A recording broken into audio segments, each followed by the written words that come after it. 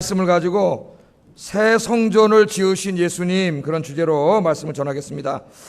자, 누가복음 19장 28절부터 지난 시간에도 한번 짚고 넘어갔어요. 누가복음 19장 28절부터 21장 38절까지는 예수님께서 예루살렘 성전에 들어가셔서 하신 사역, 이 주로 여기에 기록되어져 있습니다. 우리 이미 공부한 것처럼 예수님께서 성전에 들어가셔서 성전을 강도와 장사꾼의 소굴로 만든 사람들을 어떻게 했어요? 혼쭐을 내가지고 쫓아내셨죠? 쫓아내셨습니다. 그리고 그 자리에서 하나님 나라의 복음을 가르치시고 전파하셨어요. 그것도 우리가 공부를 했습니다. 그랬더니 성전의 최고 권세를 가지고 있던 대제사장이 뿔 따고 나가지고 서기관하고 장로들을 거느리고 와가지고 예수님한테 시비를 걸었죠. 지난 시간에 공부했죠?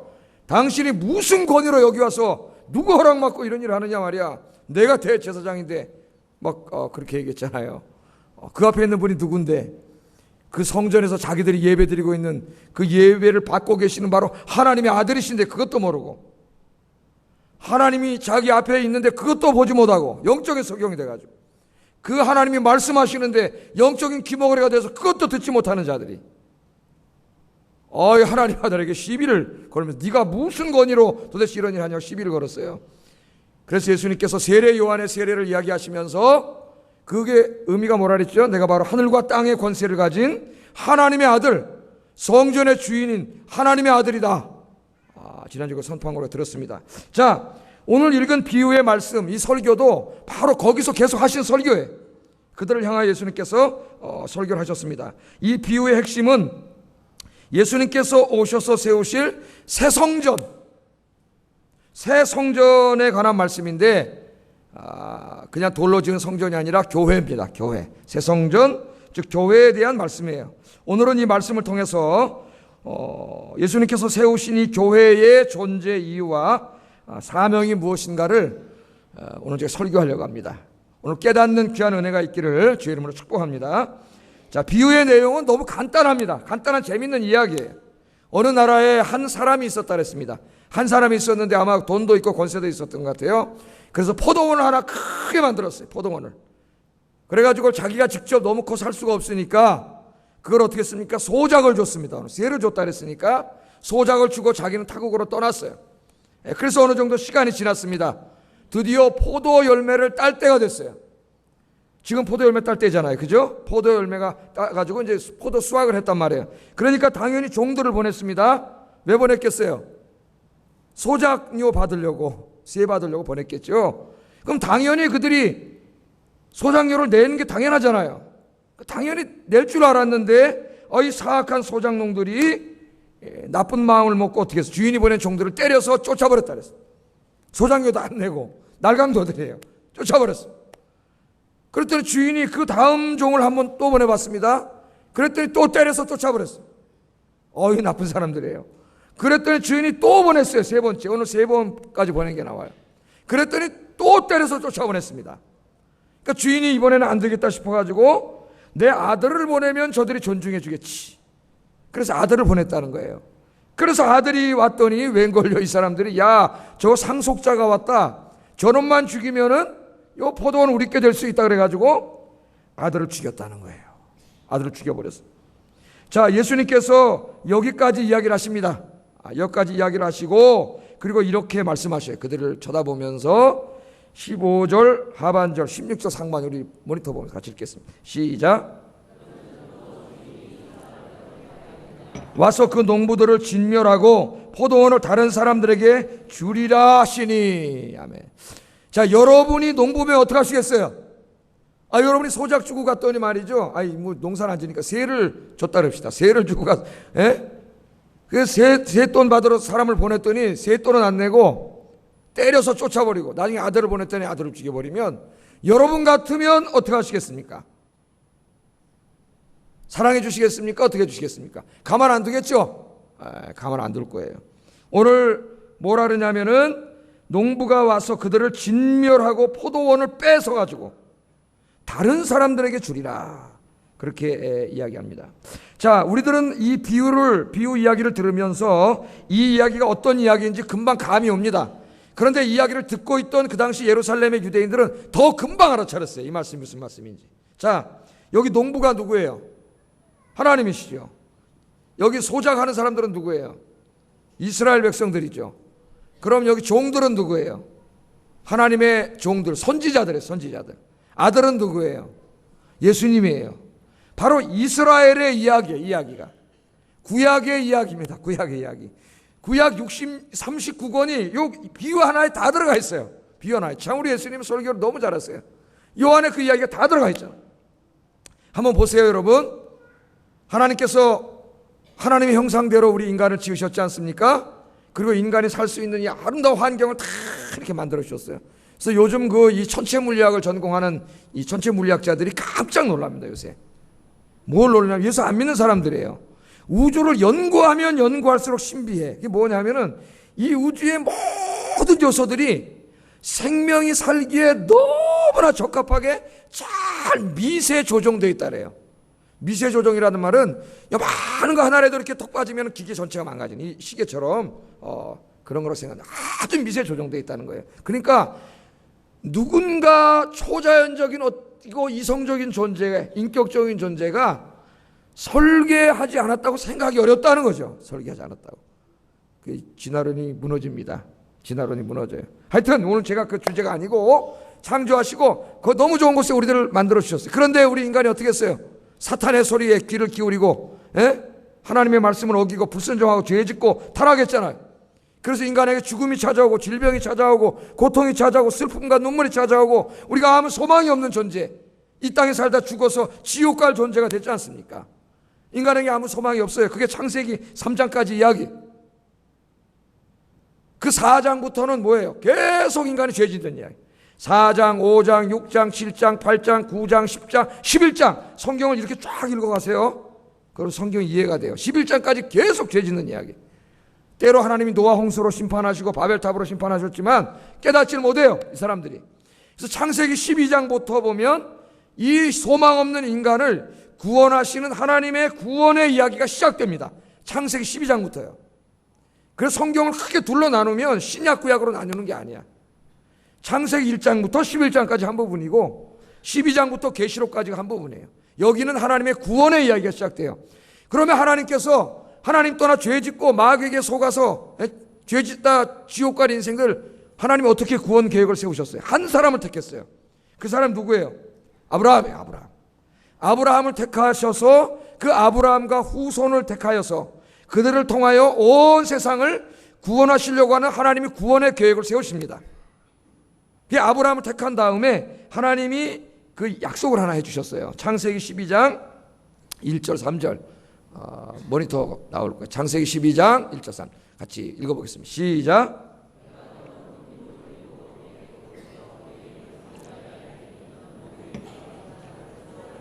내가 복을 내리고 너를 저주하는 자에게는 내가 저주하리니 땅의 모든 족속이 너로 말미암아 복을 얻을 것이라 하신지라. 아멘. 자, 내가 너로 큰 민족을 이루게 하겠다. 그렇게 했죠. 그럼 너로 복이 되게 하겠다. 그래서 아브라함과 아브라함의 후손들이 누구예요? 지금 여기 나오는 이스라엘 사람들이에요. 이 사람들은 하나님의 택함을 택함받은 백성이에요. 거룩한 백성이 되는 큰 축복을 받았어요. 그게 복이에요. 복. 여러분이 예수 믿고 구원받아 하나님의 통치를 받는 하나님의 백성이 된 거, 이게 제일 큰 복인 줄로 믿습니다. 이거보다 더 큰 복이 없어요. 이게 제일 큰 복이에요. 그런데 이 아브라함과 아브라함의 후손은 이 복이면서 동시에 그게 사명이에요.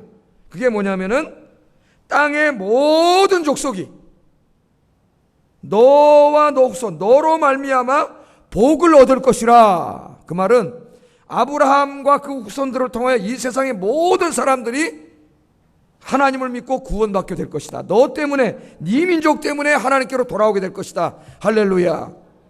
여러분이 그런 복을 받기를 바랍니다. 여러분 때문에 우리에게 주신 똑같은 사명이에요. 자, 이렇게 구체적인 사명을 주시고요. 성경을 여러분이 쭉 창세기를 읽어나가시다가 출애굽기로 이제 넘어가 보면은 이 이스라엘 백성들이 애굽으로 내려갔다가 약 200만 명 정도가 되잖아요. 한 명인데 한 200만 명 정도로 부흥이 돼요. 그래서 그 고통당할 때 하나님이 그들을 구원해 내시죠. 출애굽기도 제가 다 강의를 했어요. 수요일 날. 그래가지고 이제 쭉 광야길 데려오다 시내산에 이렇게 쫙 데려오잖아요. 시내산 앞에다 모아놓고 하나님이 그들과 언약식을 체결합니다. 여러분 결혼을 뭐라 그래요? 언약이라 그래요. 언약. 요새 뭐 술집에도 언약이라고 다 써놨어요 보니까. 예? 뭔 언약을 하는지 하여튼 언약식을 하잖아요. 그 언약식을 할 때 하나님이 뭐라 그랬냐면은 너는 내 백성이 되고 나는 네 하나님이 되리라. 이게 최고의 복입니다. 여러분. 여러분은 하나님의 백성이 되고 하나님은 여러분의 하나님인 줄로 믿습니다. 그게 언약의 핵심이에요. 그리고 이 언약은 아무도 깰 수가 없어요. 이 언약을 맺은 하나님 자신도 깰 수 없는 언약을 하나님이 세우셨어요. 그래서 외아들이 오셔서 십자가에 죽으신 거예요. 여러분. 깰 수 없어요.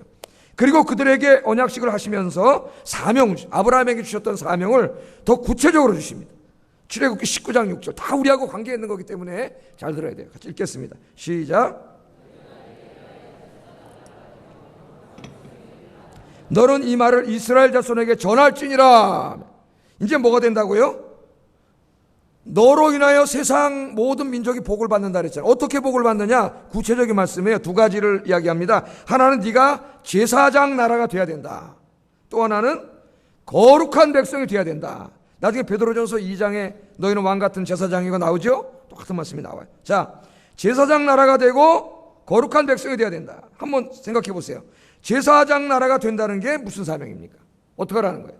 제사장이 뭐 하는 존재예요? 원래가 우리와 같은 죄인, 그래서 하나님 앞에 갈 수 없어요. 근데 제사장이 중재를 해주잖아요. 그래서 우리와 하나님 사이를 중재해가지고 우리 같은 죄인이 하나님 앞에 갈 수 있게, 하나님을 만날 수 있게 그렇게 해줘주는 게 누구예요? 제사장이에요. 제사장. 그래서 지금 가톨릭에는 이 신부가 제사장의 역할을 감당하고 있습니다. 그죠?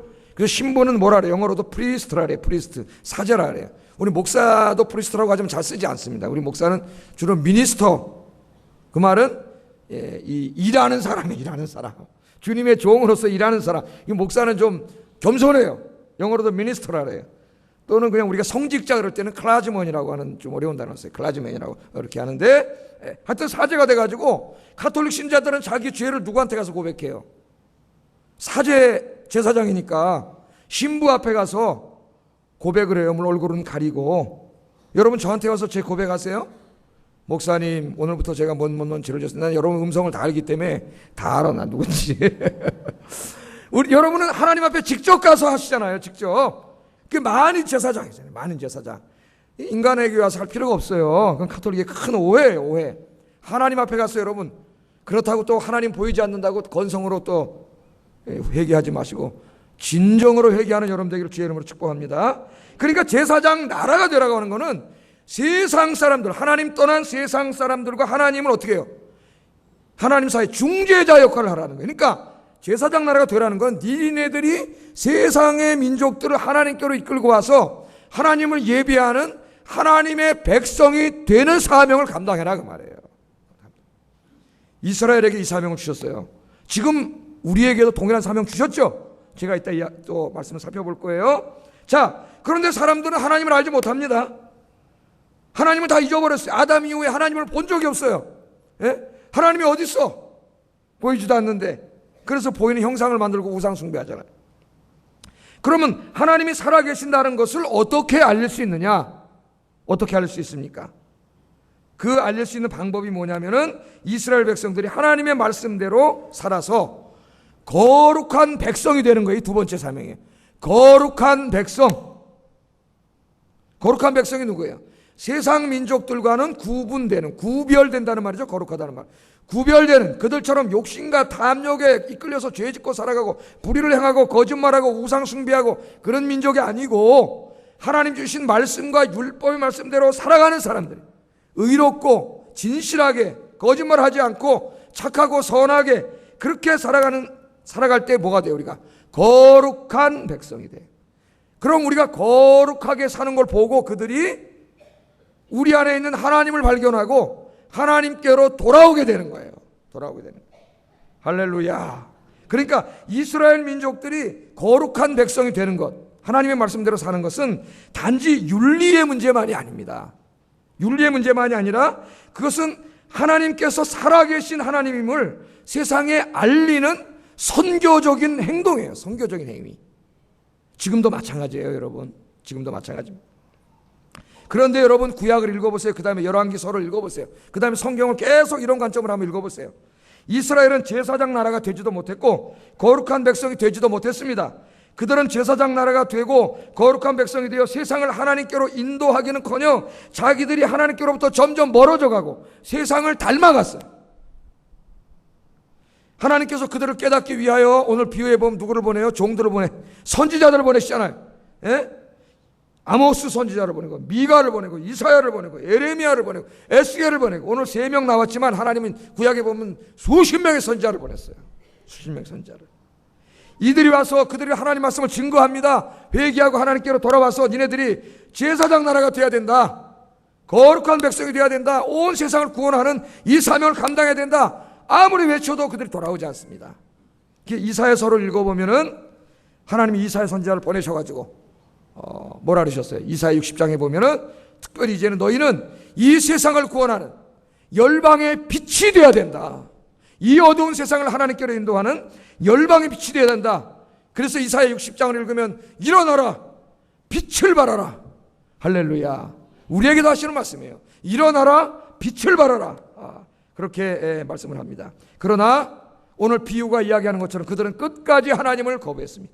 말라기서까지 다 읽어봐도 그들은 하나님께 돌아오지 않고 끝까지 하나님을 거역했어요. 오늘 예수님께서 오셨잖아요. 마지막 하나님께서 이제 아들을 보내신 거예요. 비유 그대로. 내 아들 말은 듣겠지. 그래서 하나님이신 그 영광의 하나님이 영광의 몸을 버리고 인간의 몸을 입고 아들이 오셨잖아요. 아들이 오셔서 지금 그들 앞에 서 있습니다. 제가 여러분 앞에 서 있는 것처럼 여기서 이야기하고 계십니다.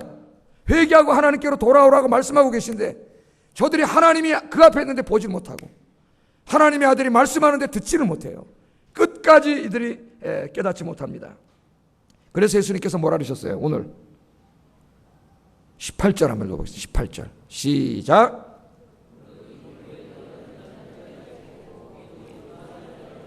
가루로 만들어 흩으리라 하시니라. 아멘. 끝까지 주님의 사랑을 거부하고 회개하지 않으면 하나님의 심판이 있다는 거예요. 그게 뭐예요? 지금 여기 돌이 나오는데 여기 돌은 예수님이에요. 오늘 돌 위에 떨어지는 자도 깨지고 돌이 그 위에 떨어져도 깨지고, 그러니까 뭐예요? 필연적인 하나님의 심판을 의미하는 거예요.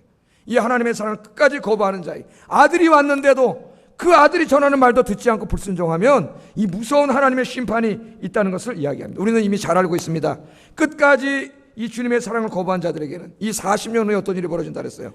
로마의 타이투스가 군대를 이끌고 들어가지고 130만 명이 여기서 몰살한다 그랬습니다. 몰살.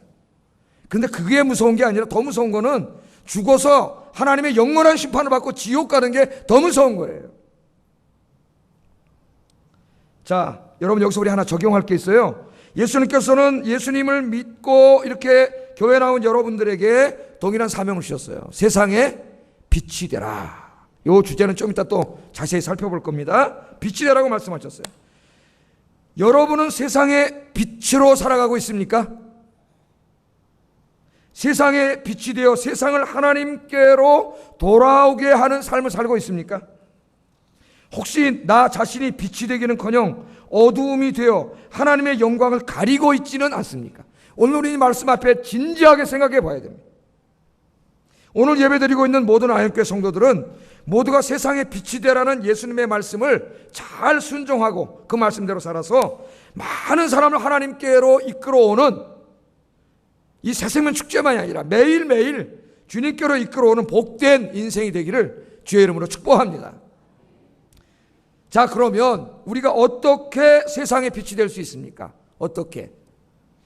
이야기를 좀 더 진전시켜 나가보겠습니다. 잘 들어보세요. 자, 설교를 듣고 있던 사람들은 예수님의 말씀을 듣고 하나님의 심판이 자신들에게 임하지 않을 거라고 이야기했습니다. 아까 그랬죠?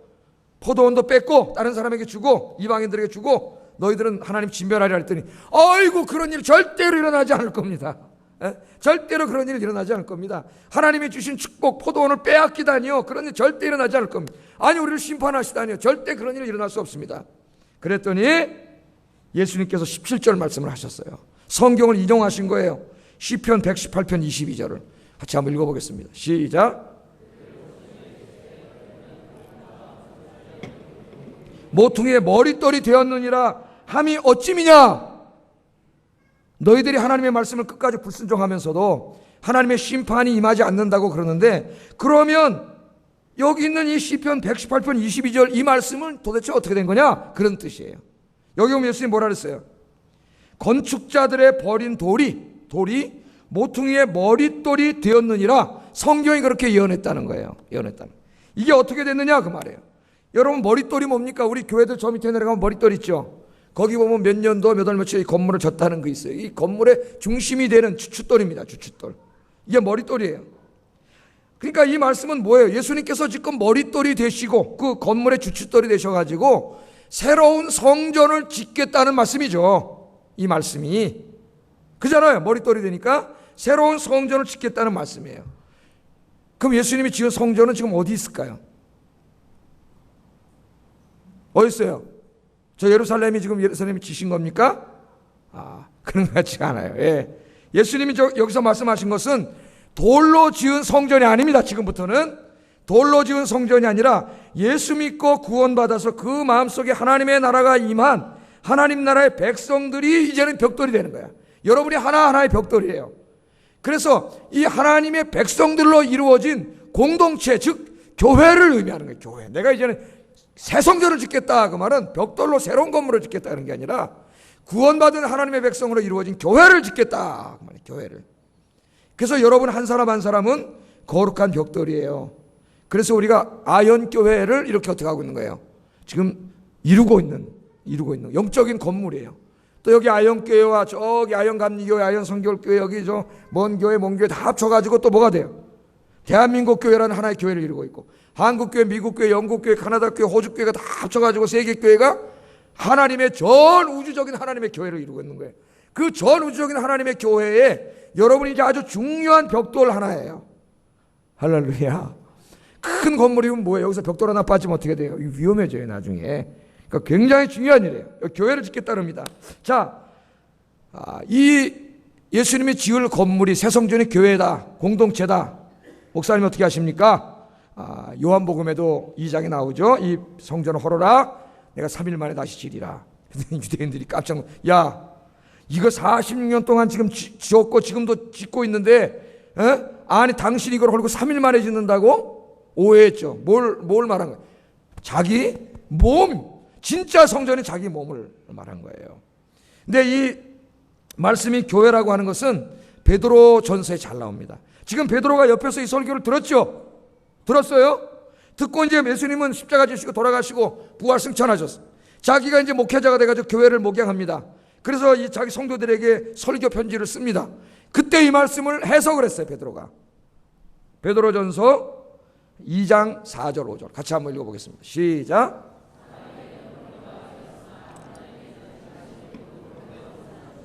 예수께 나아가 너희도 산돌같이 신령한 집으로 세워지고 예수 그리스도로 말미암아 하나님이 기쁘게 받으실 신령한 제사를 드릴 거룩한 제사장이 될지니라. 아멘. 자, 여기 예수님을 뭐라 그래요? 산돌. 지금 머릿돌 이걸로 얘기하는 거예요. 산돌이신 예수님. 돌멩이가 살았어요, 죽었어요? 예? 이거 살았어요, 죽었어요? 크리스탈 이거. 죽었지 얘가 무슨 생명이 있어요. 그런데 예수님이라고 하는 돌은 산돌이야, 산돌. 살아있는 돌, 부활하신 예수님이에요. 그러니까 벌써 나오잖아요.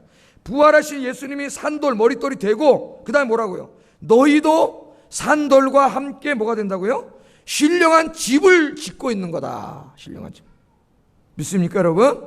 그래서 예수님이 산돌 머릿돌이시고 우리도 산돌로서 하나님의 집, 새 성전, 교회를 지금 이루어가고 있다. 베드로가 그렇게 설명을 하고 있습니다. 근데 보세요 여러분, 예수님께서 이 교회를 이루어갈 예수님의 제자들을 택하신 다음에 제자들에게 뭐라 그러셨어요? 마태복음 5장 13절 14절에 너희는 세상의 빛이라. 똑같은 말씀이에요. 이스라엘 백성들, 옛 성전, 옛 이스라엘에게 뭐라 그랬어요? 너희는 열방의 빛이 되라. 너희가 제사장 나라가 되고 거룩한 백성이 돼서 열방의 빛이 되라. 그래서 어두운 세상을 하나님께로 돌아오게 해라.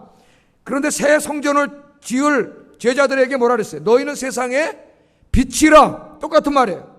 세상의 빛이 되어서 열방이 하나님께로 돌아오게 해라.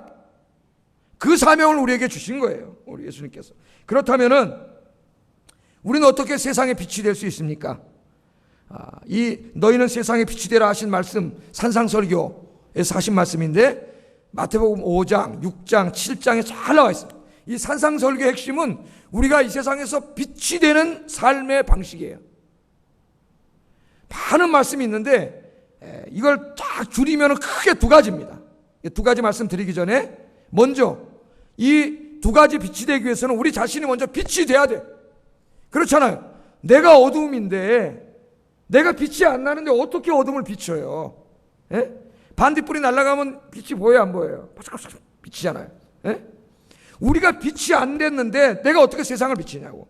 그래서 여러분이 먼저 기도와 말씀, 예배와 찬양으로 성령 충만해가지고, 성령 충만해서 여러분이 바로 예수님처럼 여러분 자체가 이 빛이 되기를 주의 이름으로 축복합니다.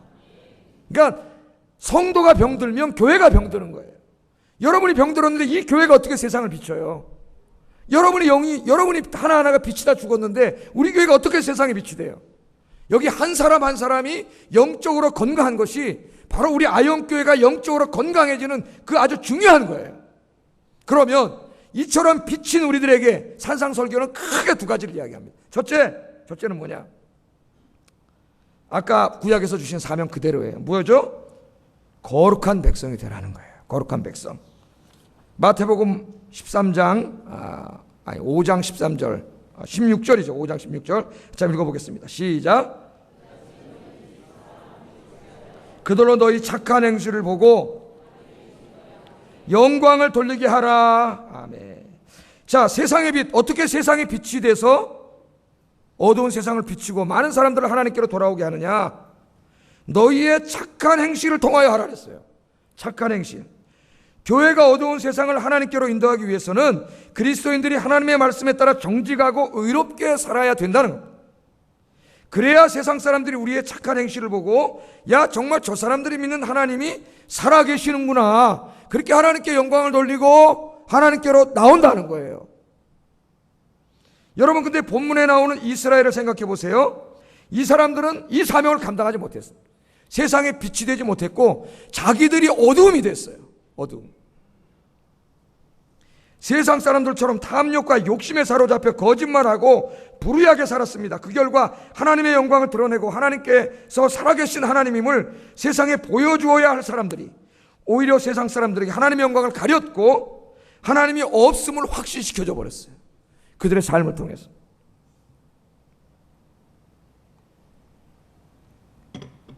지금 전 세계적으로요, 격렬한 무신론 운동을 전개하는 네 사람이 있습니다. 네 사람. 이 땅에는 무신론자들이 많죠. 철학자들, 학자들, 지성인한 사람 상당성 무신론자예요. 그런데 그 사람들은 그냥 점잖은 사람들이에요. 자기 마음속으로 그냥 신을 안 믿는 거예요. 하나님을 안 믿는 거예요. 그런데 지금 제가 소개할 네 사람은 아주 적극적인 사람들입니다. 무신론 전도사로 자처했어요. 그래가지고 책을 막 써내. 우리나라에도 지금 많이 번역되어 나와 있습니다.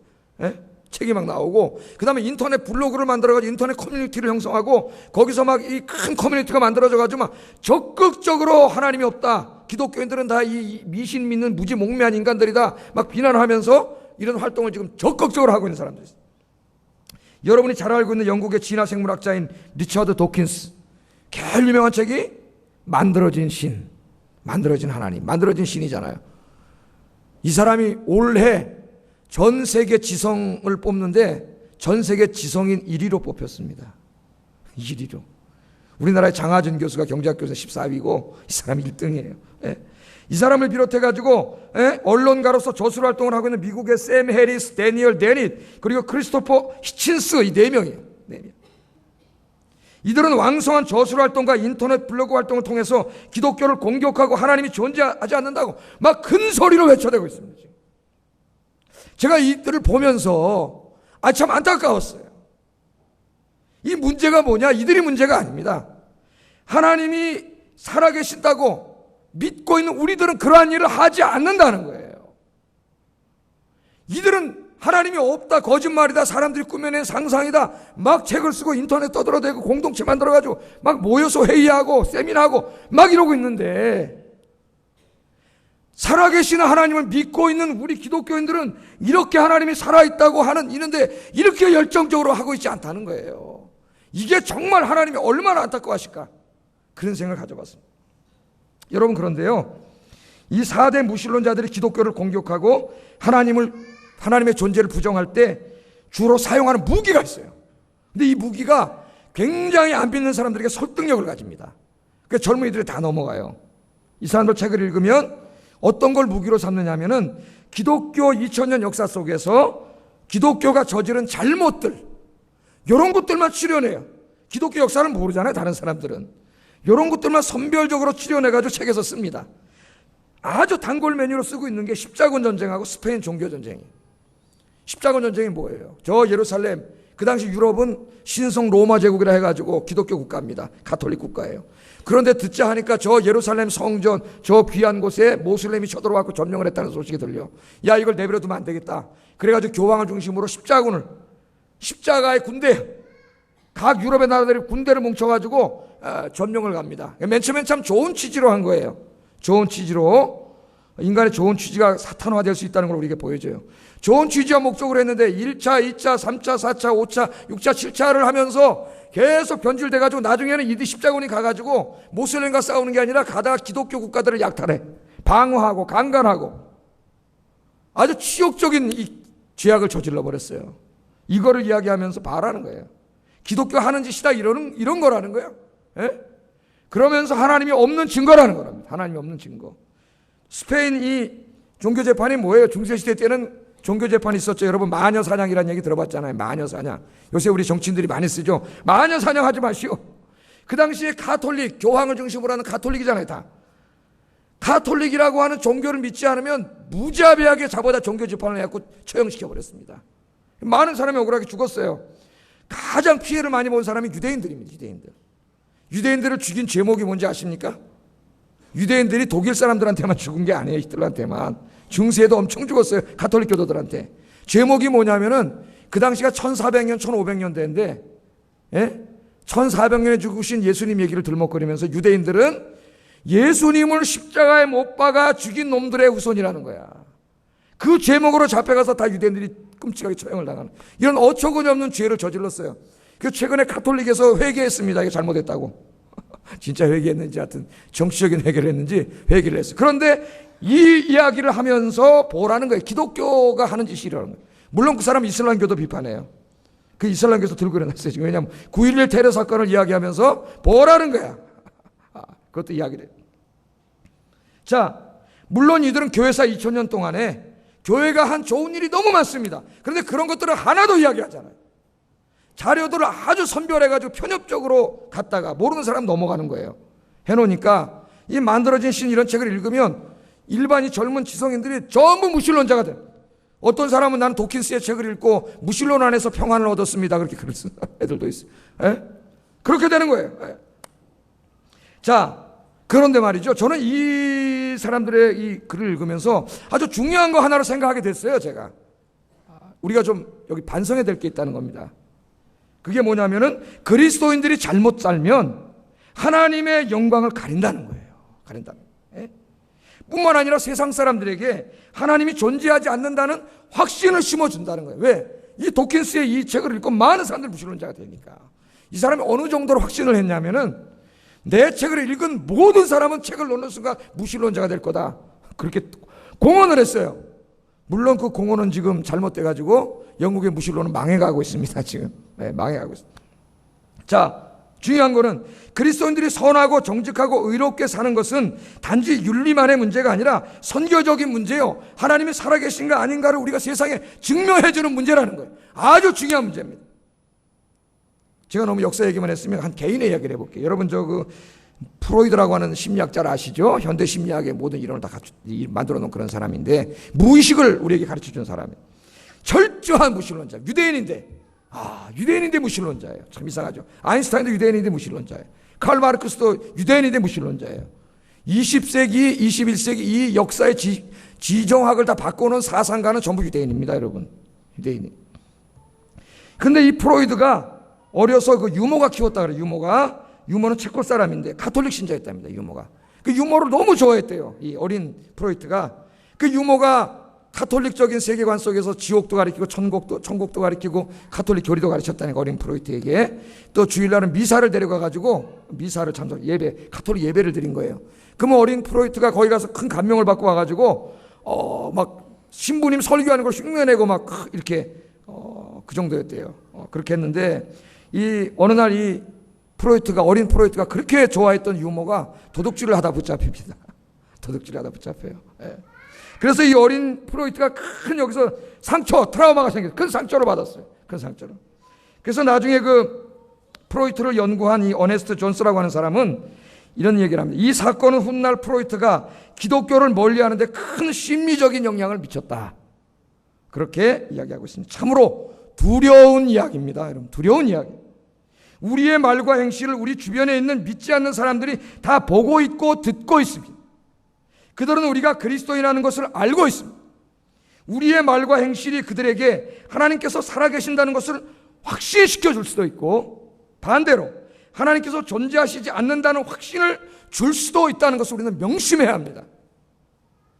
예수님께서 너희의 착한 행실을 보고 세상 사람들이 하나님께 영광을 돌리게 하라 하신 말씀이 이런 말씀입니다. 여러분의 삶을 보고, 오늘 예배에 참석하신 여러분의 말과 행동과 삶을 보고, 여러분 주변에 믿지 않는 많은 사람들이 저 사람을 보니까 정말 하나님이 살아계심이 분명해. 도킨스가 잘못됐어. 분명해. 그렇게 하고 우리 아영교회로 몰려오게 하는 축복의 인생이 되기를 주의 이름으로 축복합니다. 두 번째, 산상석유를 다 읽어보면 우리가 세상에 빛이 되는 두 번째 중요한 것은 사랑하는 공동체를 만드는 거예요. 서로 사랑하는 공동체. 마태복음 5장 43, 44절 읽어보겠습니다. 시작.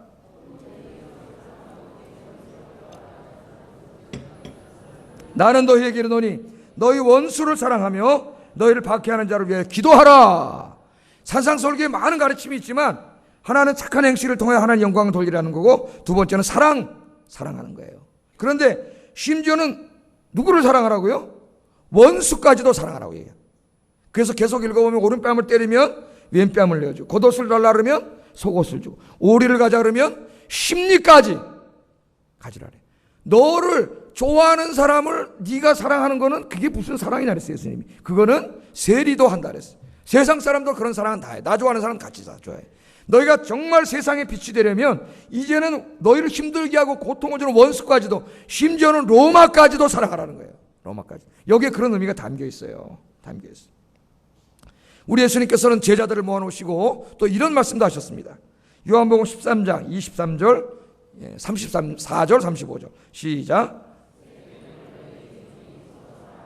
내가 너희를 사랑한 것 같이 너희도 서로 사랑하라. 너희가 서로 사랑하면 이로써 모든 사람이 너희가 내 제자인 줄 알리라. 아멘. 여러분, 구약의 핵심이 뭐예요? 하나님을 사랑하고 이웃을 사랑하는 거잖아요. 네 마음을 다하고 목숨을 다하고 힘을 다하고 뜻을 다하여 주 너희 하나님을 사랑하고 또한 내 이웃을 네 몸처럼 사랑하라. 이것이 율법과 선지자의 강령이라, 요약이니라, 핵심이니라. 믿습니까? 그래서 고린도전서 13장에 보면은 내가 예언을 하고 방언을 하고 귀신을 쫓아내고 뭐 병자를 고치고 위대한 일하고 다 한다 할지라도 사랑이 없으면 아무것도 아니요. 소리나는 굴리와 울리는 소리나는 울리 꽹가리라 했어. 꽹가리와 같다. 그렇게 이야기를 했습니다. 자, 예수님 뭐라 그래요? 너희끼리 서로 사랑하면, 우리 교회 안에 우리 아역교 성도들 이렇게 모였잖아요. 우리끼리 서로 사랑하면, 비록 상처를 주고 아픔이 있어도 용서하고 우리끼리 서로 사랑하면 그 사랑함 자체가 엄청난 폭발적인 힘이 있다는 겁니다. 세상에 있는 사람들이 우리의 사랑하는 모습을 보고 뭘 안다고요? 우리가 주님의 제자인 줄 안다는 거예요. 우리가 서로 사랑하는 모습을 보고 정말 사랑의 하나님이 살아 계시는구나, 그걸 확신하게 된다는 거예요. 할렐루야. 하나님은 사랑이시잖아요. 하나님은 사랑이에요. 그러므로 하나님을 사랑한다 하면서 형제를 사랑하지 않는 자는 거짓말하는 자라 그랬어요. 왜? 하나님이 사랑이세요. 하나님이 사랑이세요. 그래서 우리 아현교회 성도들 먼저 우리끼리, 옆 사람 보겠습니다. 옆 사람 한번 이렇게 보세요. 비록 사랑스럽지 않은 얼굴입니까? 그렇다 할지라도 사랑합니다 한번 해보겠습니다. 사랑, 주님 안에서 사랑합니다. 예. 어저께 째려봐서 미안합니다. 그저께 째려봤나요? 지난번에 인사 안 하고 휙 지나가서 미안합니다. 지나갈 때 모른 척하고 지나가서 미안합니다. 여러분, 우리끼리 이렇게 사랑하고요, 예루살렘 교회 보면 어떻게 했어요? 어려운 성도 있으면 있는 사람들이 집 팔아서 다 나눠줬어요. 다 나눠줬다. 그래서 예루살렘 교회 안에는 가난한 사람이 없었다 그랬어요. 가난한 사람이 다 나눠줬어요. 그렇게까지 되니까 예루살렘에 있던 유대인들 혹은 제사장까지도 야 이거 봐라, 이런 사랑은 세상에 없는 사랑인데, 세상에 만나면 다 어떤 만남이라 그랬어요? 계약관계라 그랬잖아요. 나와 너의 관계가 아니라 나와 그것의 관계라 그랬죠. 그래서 이익관계예요, 계약관계예요. 계약과 이익이 끝나면 관계도 끝납니다. 그렇죠? 여러분 다 경험해 봤을 거예요. 아니 저놈이 내가 이 자리에 있을 때 그렇게 와서 알랑방구 끼고 쫓아다니더니 내가 딱 간두니까 연락 한마디 안 해요. 왜? 진실한 관계가 아니었어요. 무슨 관계였어요? 이익관계였어요. 그 마틴 부버라는 유대인 신학자가 나와 너라는 책에서 유명한 말이에요. 그러나 우리 그리스도 안의 관계는 나와 그것에, 나와 비인칭 관계가 아니라 나와 너의 관계가 돼야 된다는 거야. 나와 너의 관계는 인격적인 관계. 우리가 비록 다 약점이 있습니다. 부족함이 있습니다. 완전한 사람 없습니다. 세상은 손가락질합니다. 자기는 더 못된 놈이면서 저런 못된 놈이라고 손가락질합니다. 그런데 우리 예수님은 그렇게 하지 말라 그래요. 왜? 네 눈에 있는 티를 보라 그래요. 네 눈에. 네가 더 못된 놈이에요. 그래서 어떻게 해요? 서로 용납하고 사랑하고 품어주고 이해하고 관용하고, 할렐루야. 우리 아영교회가 그런 아영교회가 돼서 안 믿는 사람들이 우리 아영교회 서로 사랑하는 모습을 보고 사랑의 하나님을 만나 사랑의 하나님께 돌아오는 역사가 있기를 주의 이름으로 축복합니다. 기도하겠습니다. 말씀을 생각하면서 기도하겠습니다. 하나님, 세상에 빛이 되라 그러셨는데 먼저 내가 성령 충만해가지고 내가 빛이 되게 하시고, 그 다음에 오늘 주신 말씀처럼 정말 내가 정의롭고 의롭고 진실하게 살아서 나를 통하여 많은 사람들을 하나님께로 인도하게 하시고, 내가 원수까지도 사랑하고 용납하고 다 모두 사랑하고 우리 아영교회가 정말 사랑하는 교회로 만들어서 많은 사람들을 구원하는 그런 사명을 감당케 하소서. 기도하겠습니다. 사랑하시는 아버지, 감사합니다. 오늘도 귀한 말씀을 통해 깨닫게 해주신 것 감사합니다. 너희는 세상의 빛이라고 말씀했습니다. 이스라엘은 열방의 빛이 되는 사명을 받았지만 그 사명을 감당하지 못하고 불순종하다가 하나님의 심판을 받고 말았습니다. 하나님 아버지, 우리 아영교회는 그런 교회가 되지 않게 해주시고, 너희는 세상의 빛이라 하신 주님의 말씀, 너희의 착한 행실을 통하여 세상의 빛이 되고 너희가 원수까지 사랑함으로 서로 사랑함으로 세상의 빛이 되라고 하신 주님의 말씀을 가슴에 새기고, 세상의 빛이 되어서 수많은 사람들에게 하나님의 영광을 드러내고 많은 사람들을 하나님께로 인도하는 복된 세상의 빛이 되게 하여 주시옵소서. 예수님 이름으로 기도드립니다. 아멘. 자, 오늘은 성찬식이 있습니다. 성찬식.